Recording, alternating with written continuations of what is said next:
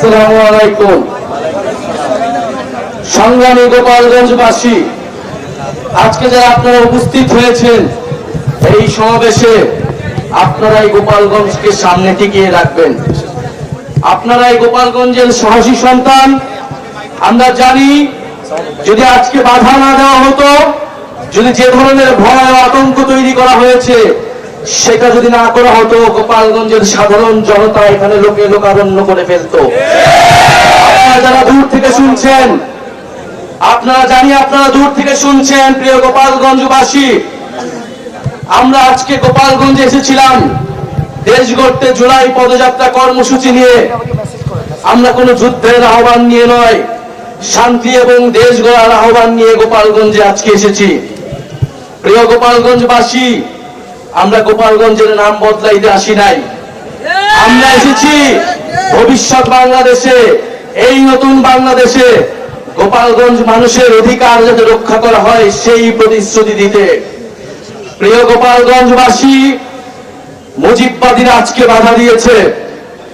গণ অভ্যুত্থানের মধ্যে আমরা বলেছিলাম বাধা দিলে বাঁধবে লড়াই, সেই লড়াইয়ে জিততে হবে এবং সেই লড়াই আমরা জিতেছিলাম।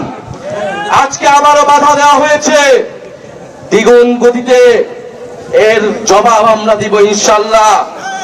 প্রিয় গোপালগঞ্জবাসী, আপনারা যারা এই গণ অভ্যুত্থানের পক্ষে রয়েছেন, নতুন বাংলাদেশের পক্ষে রয়েছেন, আপনাদেরকে দায়িত্ব নিতে হবে এই গোপালগঞ্জ যেন মুজিববাদীদের আশ্রয় কেন্দ্র হয়ে উঠতে না পারে।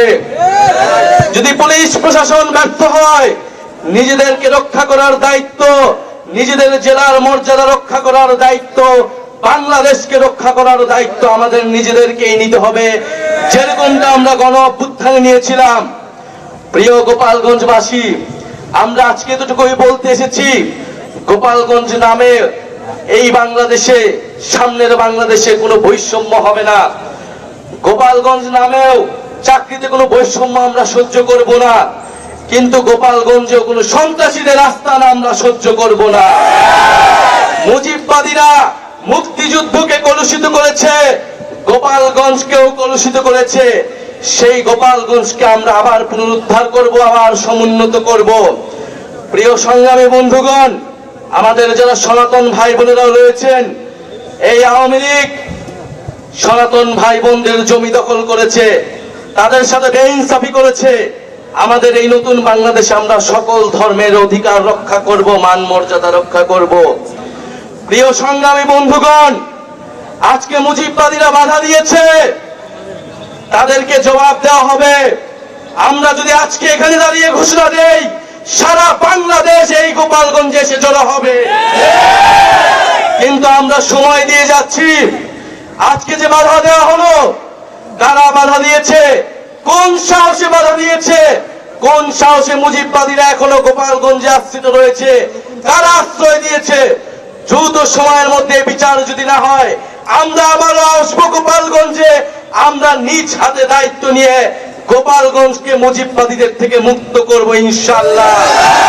প্রিয় সংগ্রামী বন্ধুগণ, জাতীয় নাগরিক পার্টি আপনাদের সাথে থাকবে। বাধা বিপত্তি যা কিছু আসুক, আমরা আজকে এসে এখানে দাঁড়িয়েছি, আমরা আবারও আসবো। জাতীয় নাগরিক পার্টি আপনাদের সাথে থাকবে। মুজিববাদের কবর রচনা করে, ৭২-এর সংবিধানের কবর রচনা করে গণতান্ত্রিক বাংলাদেশ গড়ে তুলবো, এটা আপনাদের কাছে আজকে আমাদের ওয়াদা। আজকের এই দিনে আবু সাইদ শহীদ হয়েছিলেন, আমাদের ওয়াসিম শহীদ হয়েছিলেন, আমাদের ৬ জন শহীদ হয়েছিলেন।